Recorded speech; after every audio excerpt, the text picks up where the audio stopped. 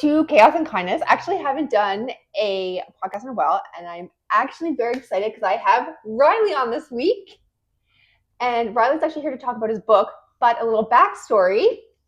Riley actually knows my son Ethan because do you work there or just hang out there? Well, Brian's a close friend of mine, so kind of not work. I go down there and hang out and help him with record store day and stuff Oh, like that. okay. So my son every Saturday goes to the record store in town, and Riley's often there, so he knows my son. So when he showed up, I was like, oh, I didn't know it was you, so that's great. Okay, so I see you've got a book. Yeah. And it's a hardcover. This one, yeah, I haven't hardcover and softcover. This is the one I gave my family and wrote a little. So this is the one I'll be bringing around with me. So basically, for the signing at the music room, Yes. I've hand numbered everything I'm going to be bringing. Oh, when's the signing? Signing is on June 25th. Okay, so just a little tidbit of information. I actually don't do any research on my guests because when they give me their answers, I want to be like genuinely I want to be like super like surprised at what they say. So, okay, so my first question actually is this your job, an author, or do you do something else? No, I'm a parts technician by job. Oh, really? Yeah. And why did you decide to write a book? What's like? Well, I've written a bunch of things around town, so I've mostly been published for poetry. Sorry, hey, this is Buddy. Buddy, Buddy, go back over there. Okay. Yeah, sorry. Okay. Well, yeah, no. I used mostly published for poetry around town. I've been with I've done a few things with St. Aidan Society and the library, and that's mostly what I've been published for. This book I actually wrote in 2012. I started writing it in 2012 when I was going through like an anxiety spurt, and it got kind of shitty. Yes, okay. So I'm like, you know what? I usually wrote my way out of things before. Yes. So I said back then I just started a book, and I wrote probably the first 5 to 7 chapters of it. Yes. And then we moved out here, and then I just finished it around 2015, and it's just been sitting in emails and stuff like that for years. So you don't want to give away too much because you want people to buy it and read it. But what is the gist of it? Because like, does it have to do with the anxiety? Because you said that. Well, the whole idea of the book was, and why it's tied into my anxiety, because at the time, because of what I was going, I was like, well, it must be because of X, Y, Z, which is kind of stupid. Anyways, just the way mental health works, you kind of don't really find a root to it. It's just there. And I was like, well, I'll write about the story's about 2 kids from Newfoundland. They're not kids, they're 18, 19 years old. Okay. One is from an abusive home where he's abused by his dad. Wow. His dad used to beat his mom and him and do horrible things to him. And his best friend is in a single parent home, but is stable. He's been loved his whole life. And they're best buddies, and he won't move out here. So the guy who's kind of messed up kind of goes down the right path, and the guy who's not messed up starts kind of faltering. Really? But the guy who's starting to straighten out a little bit, he's like, this guy saved me my entire life. Do I go back into hell because he is? And that's kind of a struggle, right? Because he doesn't believe there's any good in him because of what? His parents. He believes he's doomed to be his dad. Buddy, sorry, buddy. That actually sounded. Sorry, you guys. That actually sounds amazing. Sit. I'm being genuine with it. That actually sounds amazing. That actually sounds like a really good read. That'd be like something that I would want to read, such as like the kind of stuff that I'm into. Yeah. And that's like so. What made you come up with the idea of getting the? Okay, so I want to make sure I got this right. So the one who had the bad growing up, he's the one that went down the right path. Yeah, he's starting to. That's what's called a left at the fork of the road of life, right? We all reach them. Yes. And the whole premise is that because of where you come from, it doesn't need to be where you go. You always have the chance to do course correction. Yes. And on the same note, you have the chance to F everything up. Like if you come up with all the advantages in life, you still have the ability to mess it all up and go down the wrong road. It's all about choices. It's not about where you come from. So we'll circle back to that in a second, but is that why you chose the one that had the stable bringing up to go like kind of falter and go down like the wrong path, just to show like it's all about the choices? Yeah, exactly. Both of them are from different starting points, and both of them are starting. It shows that you can start correct and go wrong, or start wrong and go correct. It's just about how hard you want to work towards being better, if you want to be better. I actually really like that you said like some of the choices you make, because I literally like I'm 100% about that in my life all the time, because people probably hate me for it, but it's like sometimes I'm like, well, you choose to be that way, and like, well, do I? Like, well, I mean, yeah. I mean, sometimes I think like you get so certain, yeah, like the guy that's faltered. Again, I'll have to read the book to see, but sometimes when like you're so far in, I know it's harder to make the choice to like leave where you are, but ultimately at the beginning, yes, I do truly believe in my heart that you have a choice. Like, am I going to do this? Am I going to do that? It's just one choice sometimes is like harder than the other choice, Oh, basically. absolutely. So, obviously you're from Newfoundland, I'd have to I am. guess. Okay, so is that why you chose they started in Newfoundland and then came to Fort McMurray? Yeah, yeah, really, because it's just more so home. I've written the book in a Newfoundland dialect as well. Oh, So I don't know if I'll be able to understand it. no, no, it's written. It's phonetically done in like it's just worded in the way Newfoundlanders talk. There's no slang or anything in it. Is there any buys? Yeah, B apostrophe Y. That's there. The pies? But now it's written. The only time you really see Newfoundland dialect is when they're talking. The dialogues in Oh, Newfoundland dialect, like when they're describing what's going on, they generally don't because we don't think in slang. We just think in normal. Like when you have that little voice, we really? don't really have that bias stuff in our head. It's more so how it comes out because we speak that way. Because our dialects is a mismatch of Scottish, Yes. Irish, English. Depends on where you are on the island. Well, that's definitely go. So if you go to Northern Peninsula, where I was born, Yes. I lived in a small town of Goose Cove, Okay. which predominantly English Irish, I would think, based on the dialect. Yes. Go 8 kilometers to Snanthony, and there's a different What? dialect. Go eat mouse. What? 8 kilometers is To the what? Saint Anthony. Oh, I you call it literally I when call it Snanthony. okay, when you That's said where. that, I was like, that is a newbie for sure. I don't even Yeah, know what you just said to yeah. me. No, the name of the place is Saint Anthony, but if you're from around there, it's Snanthony. Nobody calls it Saint Anthony. So it's like, sorry, what Beg did you? pardon. You know what? I actually didn't know because I've seen you again. Like I've seen you when I take Ethan down, but I actually didn't like wouldn't have guessed you're from New Zealand. But it's not like I'm sitting there conversating with you a lot or anything like that. But yeah, that's so funny. Okay, so and then you chose them to come up here, Mhm.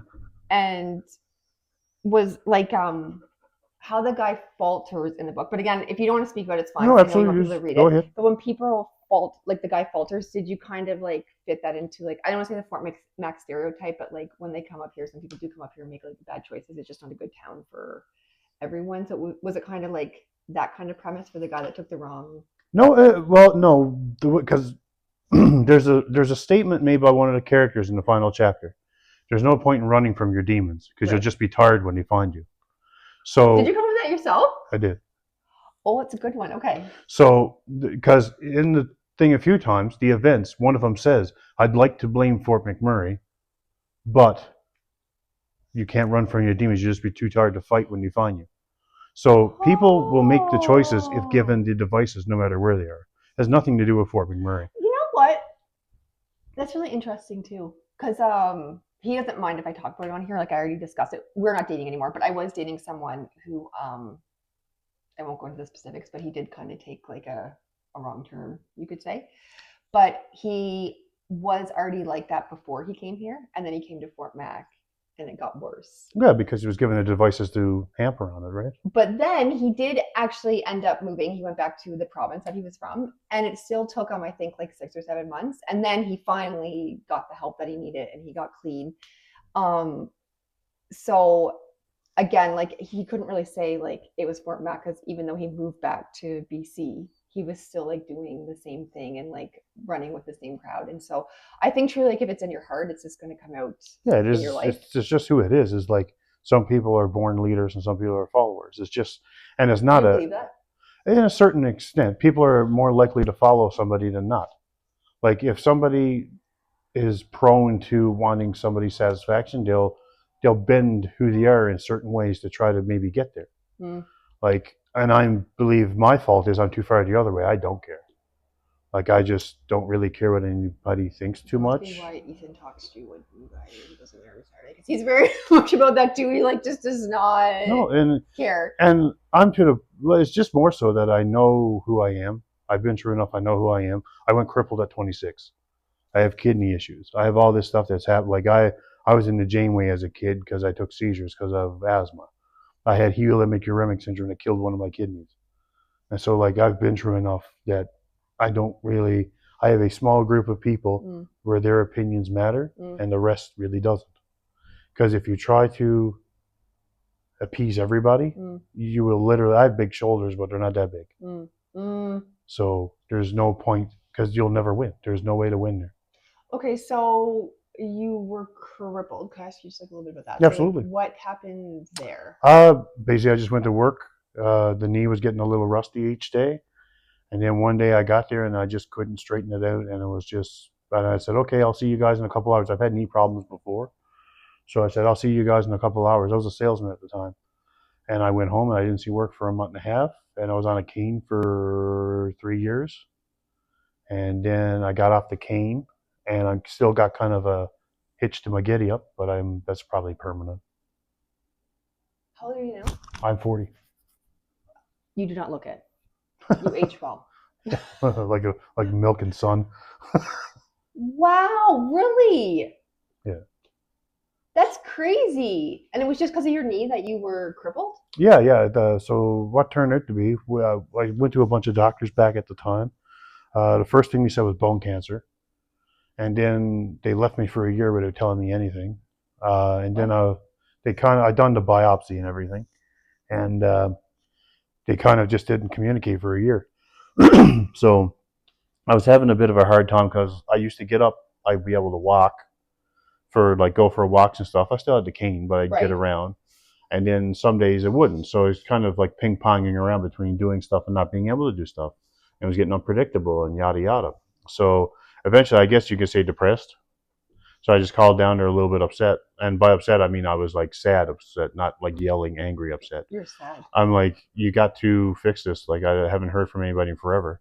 And then he called me back after a few phone calls. The reason why they hadn't gotten back to me, the image disc I sent them from Newfoundland, it was sent from my aunt. They didn't have my name written on it, so they didn't contact me. What? It turned, yeah, that's what they told me over the phone. And then it turns out it was a gout cyst. So, and that was in 2014, 2015 ish. They let it go for a year? You had to get a hold of them? Yeah, I got a hold of them. And after I found out it was, I didn't know it was a gout cyst at the time. They said it was a cyst. They didn't tell me anything about it at the time. So I went back and forth to Edmonton, and then that got kind of redundant going back and forth because I didn't feel like it was doing anything. So I kind of just did whatever and just stopped. And then around probably had to be 2020, maybe 2021, my wife said, maybe you should go see my doctor because like your doctor's not getting your knee or anything done with because I could go in for a surgery for a arthroscopic. It's called the scope where you just go and clean stuff out, right? Yeah. So my doctor wasn't getting the doctor at that time wasn't getting anywhere with it. So she was with Dr. Kumar at the time, who's a great guy. He's not here anymore. He went back to wherever he's from, I guess, back in Ontario. And she said, try my doctor. And of course, with this being a odyssey of 2012 to whatever year it was, it was 11 years or 10 years, whatever it was. Like, okay, so I'll do this one time. I said, but leave me alone after this because like I'm sick of it. Right. I'm sick of going back and forth. Doctor this. I went to him, and within a year, I had surgery on it. Now, once again, I'm still kind of gimped up, but it's much more comfortable than it was. Wow, that's crazy. Yeah. So. Well, I'm glad that your wife recommended Dr. Kumar, who's not here anymore, unfortunately. But so the doctor you have now, you don't see names, but you find that they're good. Oh yeah, so far, yeah. Basically, you took over for him, right? So he's still like good because I know sometimes doctors it's a bit of a hit or miss. No, this guy seems good, pretty for the most part. Yeah, like they're responsive. That's the main thing, right? But no, I just went down, got the surgery, and went to also here locally in town, Excel Physical Therapy, Ashley. Yes. I recommend anybody go to him because I went to him for the physical therapy afterwards. Okay. And he told me about something called Monovisc. It's a more friendly version of cortisone. Right. And you only have to get it once every 1.5 to 2 years, depending on your activity level. Yes. So he told me about that, and then the Dr. Kumar prescribed that to me. I went down and I get shots in my knees once every couple of years. Okay, so just looking back to the book, I'm all over the place, sorry, but I've got so many questions. Yeah, so sure. You said that you started writing in 2012 because you mentioned your anxiety. Yeah, I had I guess you call it an anxiety break. Yes. I just treated myself very badly at the time for like sleep and food. Right. Like living on junk food and it was kind of like a perfect storm of everything. So at the time, everybody that we hung out with moved away because they all graduated at that given point. So there was nobody around. Mm-hmm. My wife also graduated, so she was out of the house all the time working. Have you guys been together that long? We've been together for 20 years-ish. Oh, wow. Okay. Yep. Continue. Yeah, we've been together since I was like 20. Okay. But She was working, so she was at the house a lot. So I spent way too much time alone, and I basically wore myself out over Christmas because I was doing papers and stuff, and I was getting like 3 hours of sleep a night for Right, like a because of week. school. Yeah, and then when we pushed into the next year, I just never recovered to sleep or recovered anything, Right. and yeah, I just kind of was by myself way too much, and this is nobody's fault. It is what it is. Mm-hmm. That's life. Like my wife had to work because Yes. like what else is she gonna do? She's gonna sit home Yes. and it's just like bringing her, just doing all trying to get everything in and school and everything, and I just kind of had, and I always had an anxiety problem. I just didn't know what it was because my anxiety comes from my biological father's side. Right. Right. Okay. Yes. So And I know that happens as well because I have anxiety as well. mm, But I didn't get, I wouldn't say diagnosed, but I had like a break kind of like you in like 2022. It was like, oh, this is what has been wrong all my life. I just didn't yeah, know. I used to just stuff it down. Hey, dude. Buddy, I know you want to steal the show. Sit down or go over there. Um, okay, so then you started kind of writing because you were anxious. Well, I had to take up time. Right. So one thing I've always said about when back then. So I dig things until because I need to find a root of stuff. Oh So my in gosh, you my sound like Ethan so much. I'm like, are these two twins? Okay, go ahead. but when I used to have like I would always try to find the source of thoughts, but the reality of our brain is we have junk thoughts, roughly thousands of them every day. Yes. I didn't understand that concept. I believe every thought had to come from somewhere. Right. So of course you have a bad thought, and you're like, where did that come from? Then you go looking for the Right. root of it. There is no root. It's literally the only bit of merit it has is what you give to it. Right. And I didn't understand that concept because I wasn't around anybody with anxiety. Right. Anxiety came apparently on my biological dad's side. Right. And I'm good with them. Like there's nothing to do with them, but I wasn't around them enough to know what that was. Right. Like my biological father is passed now too. My dad passed in 2023. My dog is 16 years. Me and her have passed in 2024, and my dad passed last year. So it's been an interesting 3 or 4 years. Yeah. But it was on their side because I started learning about it after when he said, yeah, your uncle went through this and whatever, right? And I heard about my cousins having like anxiety things. So a lot of them for me was, and also when you're young, Yes. you don't understand these things. Yes. And as I got older and more centered, and having my kid really, really helped, and just learning who I was helped. It's just a bunch of it where I just able to just push it away. Now I just don't care. Mm-hmm. So I just kind of chill out. Are you on medication? No. Really? No, never touched a pill. At the time in 2012, he said, if you have a problem sleeping, to give me Ativan. I didn't take it. I'm like, I'm on enough pills for blood pressure and other nonsense. I don't want to be on. Now, for anybody that ever watches this, tons of people need meds. Well, yeah, I'm on medication. That's why I'm like, what? You did this without medication? Yeah, like, no. How did you do that? No, I know. I just like heavily medicated right now. So no, I never touched anything. I didn't. I had Ativan for a bit. Now I just use Ativan for planes because I can't stand flying. But no, I'm not on any medications or anything. It was just my parents came in to help out. Because I called them like, yeah, I said I'm in a bad spot, and they came in immediately. And I always had it in my own head. I can lean on them for now, but at the end of the day, I got to pick up this weight and it's mine because at some point I have to carry it. It can't be somebody else's because this is my issues. It's not their issues. I appreciate them being around, my wife, a girlfriend at the time, being around and helping. But the truth is, it's mine.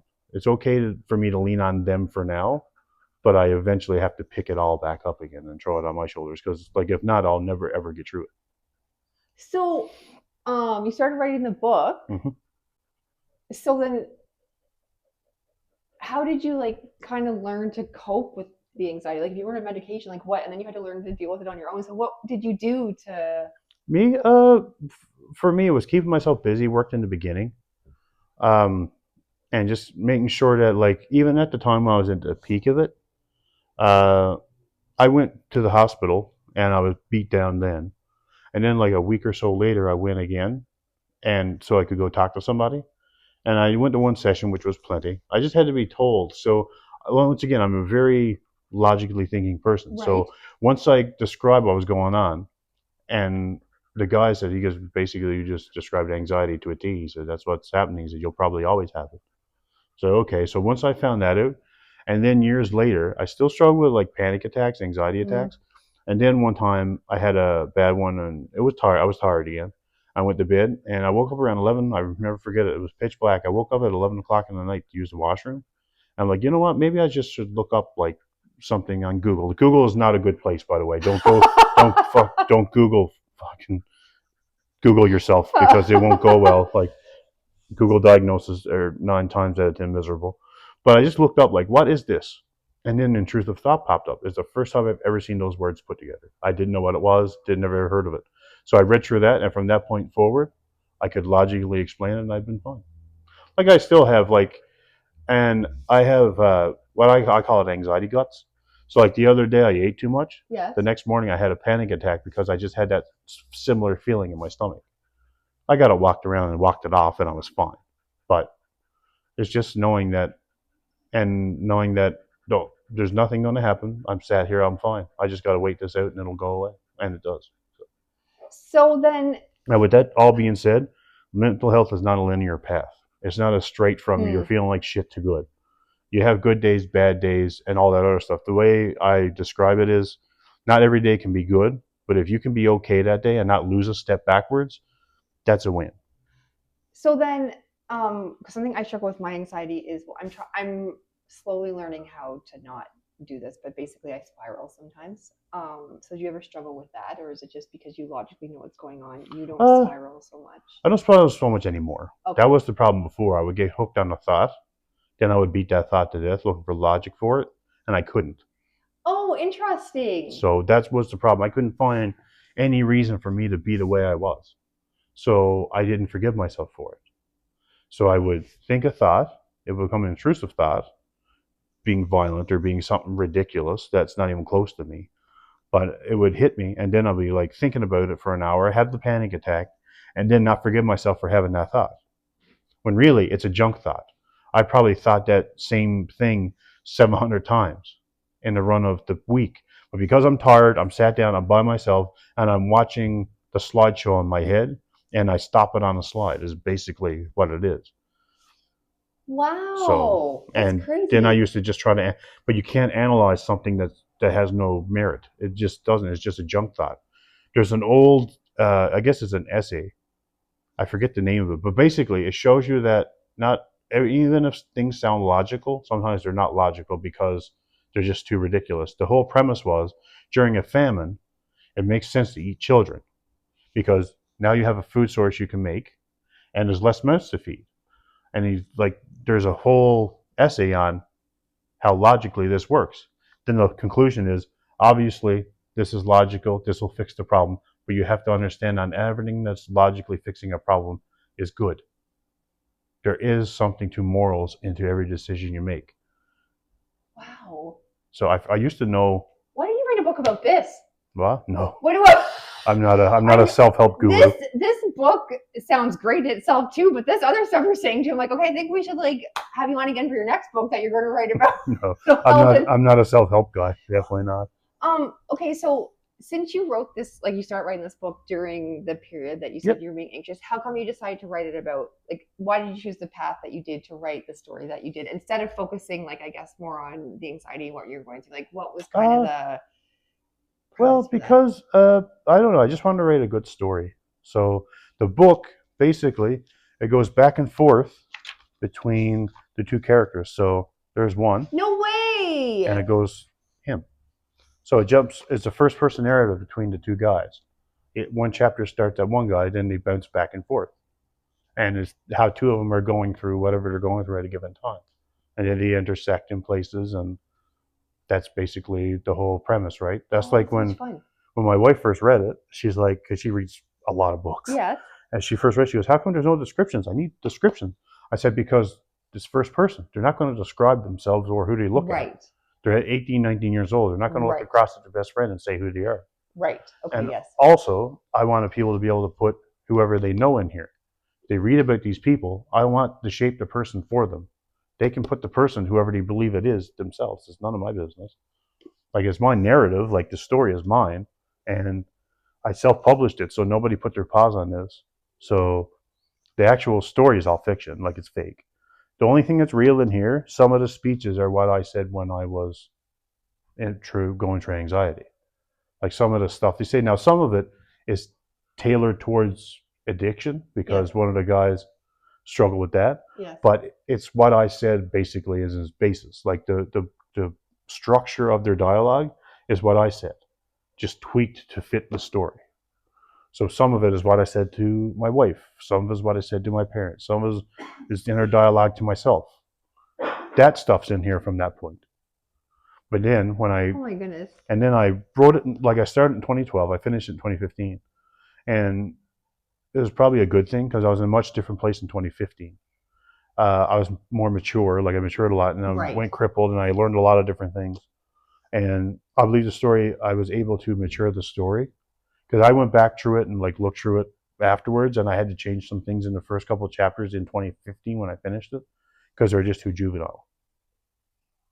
Oh my goodness, I'm But actually like stoked to read this. So how do people like so it's self-published, which you yep, mentioned. So how do people how are you gonna like well so you're on here and then you said you went on the Max City morning show as I well. did. Yep. So what else are you gonna do to like advertise it and where can people get it? You can get it on my website, RileyEdwardWoodford.com. So that's where you Oh, you have can your own get. website too? Yeah, I got a website for it. So you can go on there and click the links and get it from all Barnes and Nobles and all the big places. He's like, why did you do Oh my that? goodness. I'm so sorry, guys. Okay. No, it's I've been okay. roped into dog sitting. Nick? And also on the 25th of June, I'll be doing a signing and a meet and greet at the music room downtown. Okay, I'll have to let everybody know because yeah, that's like this actually buddy, get up here. Hey, come on. No. No. Go over there. Yeah, because this sound you're being annoying. I'm sorry.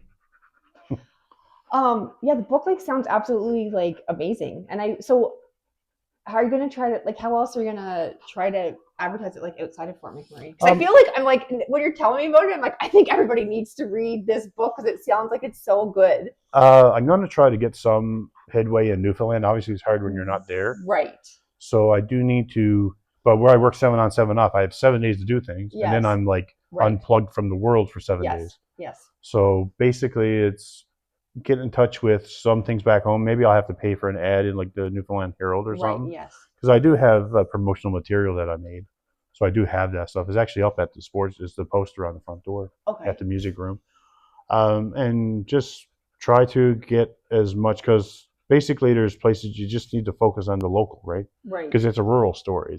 Right. And it's written in Newfoundland dialect. So I think sometimes that might limit it that way. But also people are interested in dialects. So it could be because the dialect's just in the dialogue. Yes. So I didn't heavily use slang. So there's no word you got to look up. It's just the way things are worded, structured in the way that Newfoundlanders talk. Yes. Well, I think everybody in Fort McMurray would understand it. Well, for the most part. Well, I think we're pretty much so. Then your wife are Newfoundland too. Oh yeah. Wouldn't have known. But okay, so yeah, the dialect. I understand what you're saying, but I think like for the most part, people will read it. Well, yeah, no. It like I wrote it in a way where so it won't get in the way. It's just a little, like I guess something like an add-on to it. Like, see if I can open up a part where. What are you doing here? I got a call from Mama V. She's worried about you. Jesus, I only texted her for a few minutes a few days ago. She's just being herself by worrying.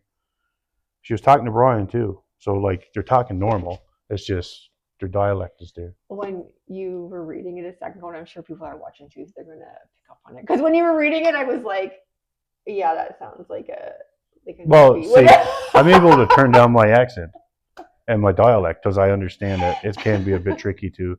I was a salesman over here for 10 years, so I had to adapt it in some way. Yes. So I still have like when I'm carefree. Yes. And at home. Yes. It's there. Like it's not usually out in public, and it's not something I consciously do anymore. I don't think. Yeah. It's just there. Okay. Yeah, because there's so many dialects in Newfoundland. Like I was telling you in Goose Cove and Stanley. In Stanley, they have like a Scottish-based one. So use. Okay. Use don't know that. Use. They put an S on the end of stuff, right? That's Scottish. Right. That's from a Scottish dialect. Okay. And then like and it depends on which part of the island. So you go into like the northwest, I guess, down toward like Stephenville Crossing, that area. Oh, yeah, I'm pretty sure that's French. I think there's some French dialects and stuff down there. They're not French people, but they're influenced by French. No, you know what? That's right. Because this guy does speak French, so but my boss at work, he's from Stephenville. Yeah. And so maybe there is French there. I don't know. Well, I didn't actually know that he was French until someone else. Well, not French because he's from Yeah, but I get Stephenville, what you're saying. but he's got and then someone's like, no, he speaks French. Like, he does? And they're like, yeah, like his whole, because they're all from Stephenville. Like, his wife's from Stephenville, his daughter's Okay, Brooklyn or whatever. and it could be down there, right? But it's just it depends on which part of Europe moved to which part of the island. That's like up in Right, northern peninsula. right, There's a Viking settlement up there. right. Oh, From yeah, right, it's in Lanson Meadows. right.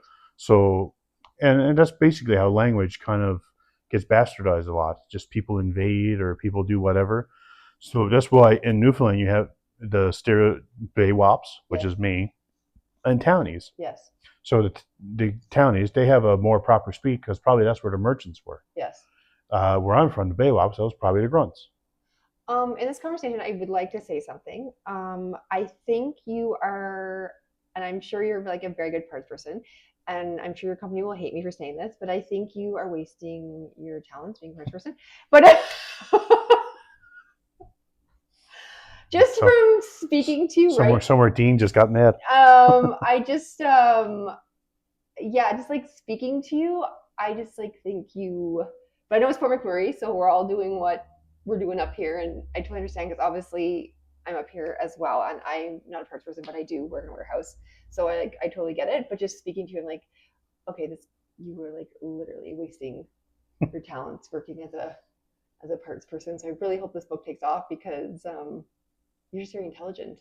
Well, I try. Like, Maybe I'm good at fooling people.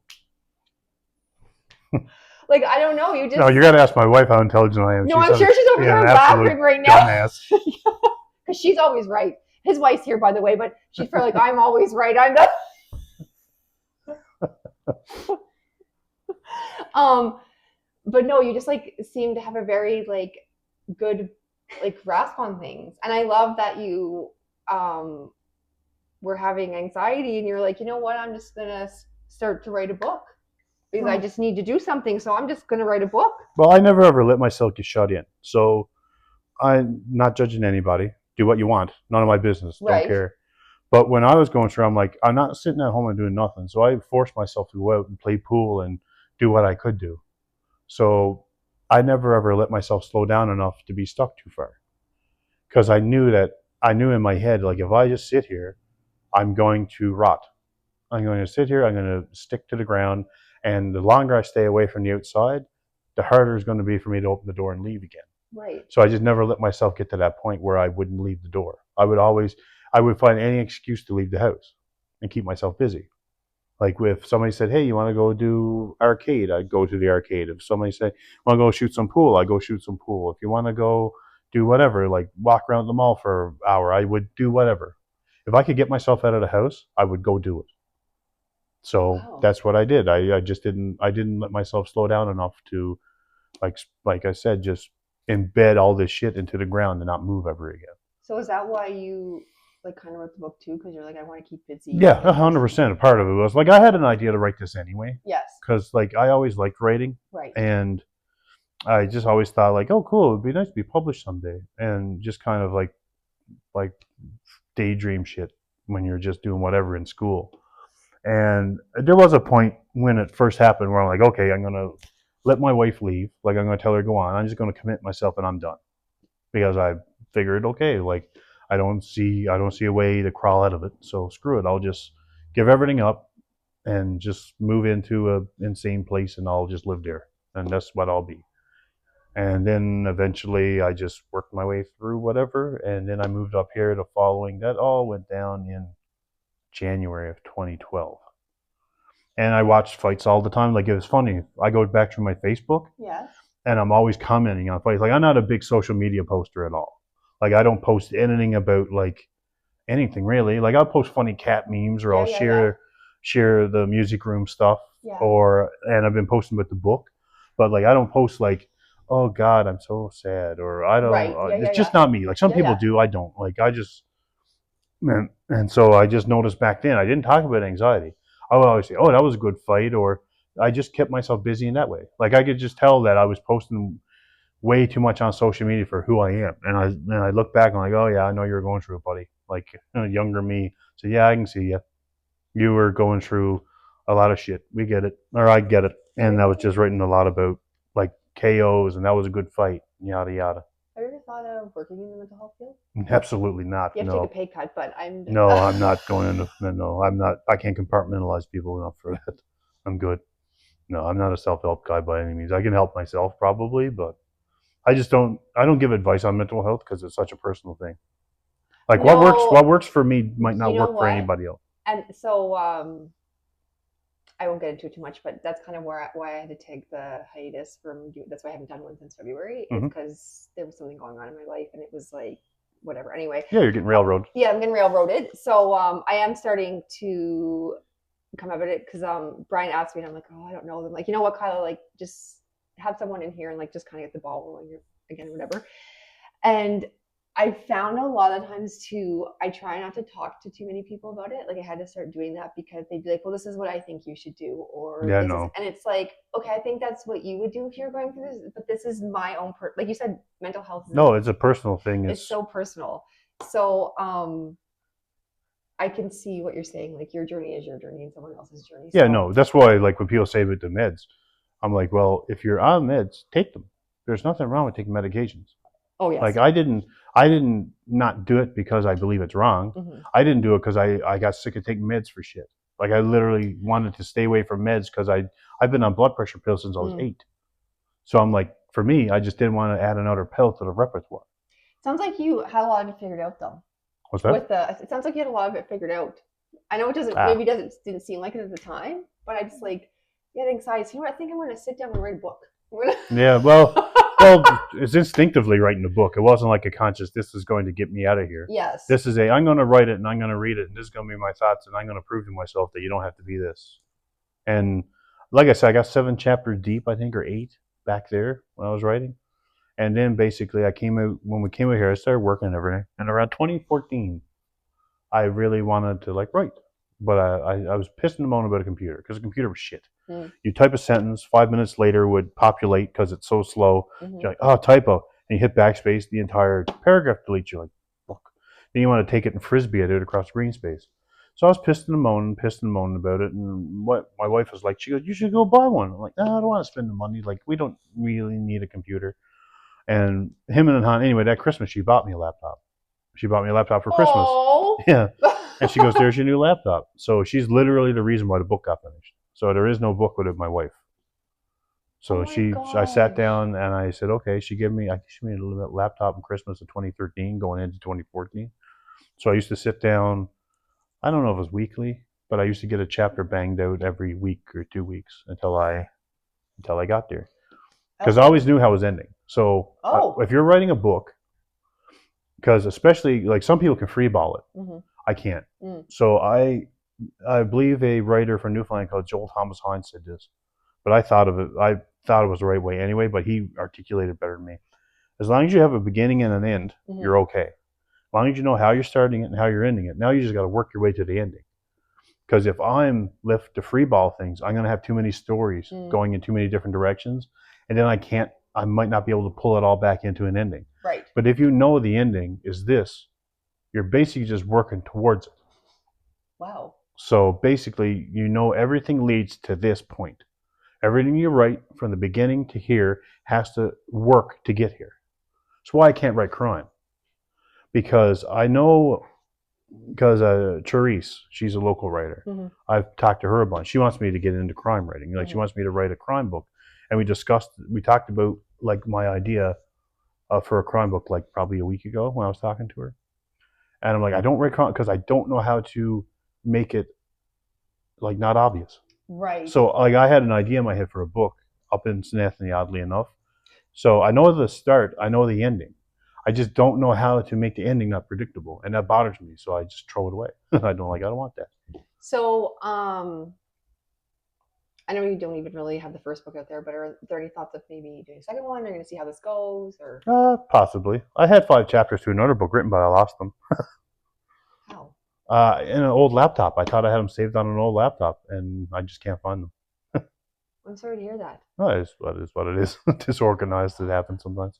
You know what? I really am sad that our time's coming to an end because I actually like this isn't very enlightening. Like I know you. Oh boy, what?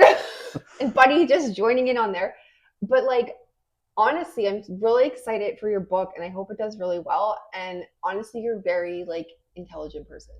I know No, your wife's still always right, but you, she's over there. She's over she, here grinding her teeth. He's yeah, not she's like, intelligent. he's not. He's not. I've been with him for 20 years. I I have know this. pictures. I have pictures. He's a dumbass. But I just like feel like you have a lot of wisdom and like knowledge to offer to people. So I just I wish I could talk to you all day because I'm like everything you're saying, like this is so great. And even like some of the you're saying, because I'm going through my own anxiety, some of the stuff you're saying, I'm like, oh yeah, okay, that makes sense. I like this. I can work with this. So and I'm really glad that some of the things that you said that you've said to your wife or your girlfriend then or your parents or your friends are in the book. So I'm excited to see them. Yeah. There's a few of the dialogues there that is definitely my inner thoughts or something I've opened. One of them is pretty much verbatim what I said to her. Okay. Yeah, one thing there is just I call it the good person speech. How That's long is it? I don't even know if I can find it. I forget which part of the book it's in. Oh, actually, I remember which part. But I don't know. It's basically when he comes to a point and he finally breaks down and he just says, "I want to be a good person," and everything he says is basically what I said.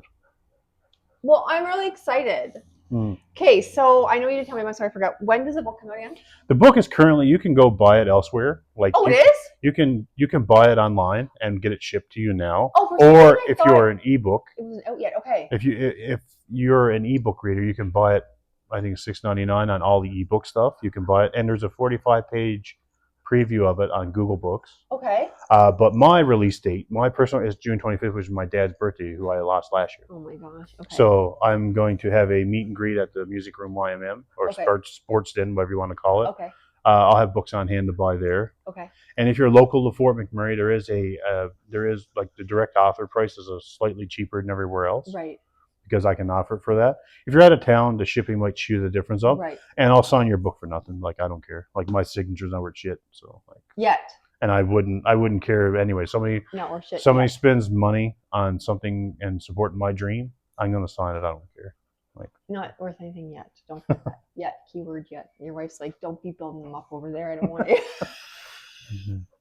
She's like, I've worked years to destroy this ego. Yeah, okay, well, you know what? Honestly, I'm really honored that you came on. I actually Absolutely. really am. Hey, You're very buddy. He's good. Oh my gosh, so embarrassing. But yeah, I'm really honored that you came on. I feel very blessed because I feel like you can have a lot, and this is why I like interviewing people and not really researching them, so that when they tell me their stories, I'm like, what? Yeah. So June 25th at the Den. What time was it again? Sorry. June 20th is basically all day down there. Like I'll be the store's open 10 to 5. Is it a Saturday? It's a Thursday.